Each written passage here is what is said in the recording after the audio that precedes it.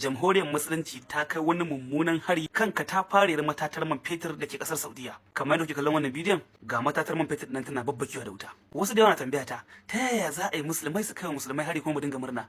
A'a, wannan ƙasa ta Saudiya wacce ita ce alƙiblar mu kuma wacce ya kamata ta zama gatan al'ummar musulman duniya ta juya musulunci baya.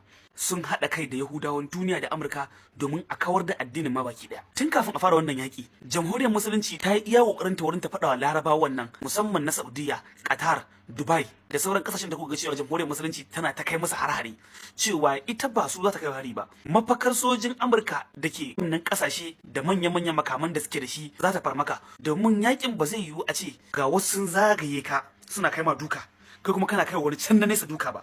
A'a, kamata ka fara raunana na kusa da kai domin su ne mafiya illa a kusa da kai. Da haka al'ummar musulmai ya kamata ku fahimta, kafin ka zargi jamhuriyar musulunci da cewa ta kai hari Saudiya ko ta kai hari Qatar da sauran kasashen Larabawa, to ka zargi waɗannan kasashen Larabawa ya aka yi suka bari sojojin Amurka suka zo suka girke makamansa a ƙasar su ba dan komai ba sai dan su yaƙi al'ummar musulmi. Da haka waye mai laifi, wanda ya bada gudunmuwa ga azzalaman Amurkawa da Yahudawan Isra'il, ko kuma wanda ke kokarin ya karya waɗannan azzalaman?